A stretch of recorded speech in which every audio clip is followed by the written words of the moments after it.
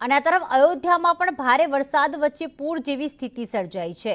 સરયુ નદીના પાણી કાંઠાના વિસ્તારોમાં ફરી વળ્યા। અયોધ્યા શહેરના અનેક ભાગો પાણીના હવાલે થઈ ગયા છે। નીચાણવાળા ભાગોમાં આસપાસના પાણી ફરી વળ્યા છે અને જળબંબાકાર જેવી સ્થિતિ છે।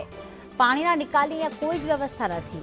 અવધ નગરીમાં સરયુ નદીના કાંઠા વિસ્તારોમાં પાણી ફરી વળ્યા છે અને આ સરયુ નદીના પાણીથી લોકોને મુશ્કેલી વધી। आसपास की कॉलोनी जितनी भी है, यहाँ की रायगंज और ये कनीगंज, कौशलेश कुंज, स्टेशन, राम मंदिर, बिरला धर्मशाला और ये हनुमानगढ़ी, यहाँ सब का पानी इसी जलवानपुरा मोहल्ले में आता है और सब पानी से प्रभावित हैं। आप चले जाएंगे तो हमारी कॉलोनी नहीं, सामने जस्ट कॉलोनी बनी हुई है कौशलेश कुंज आवास विकास की, वहां भी पानी भरा हुआ है।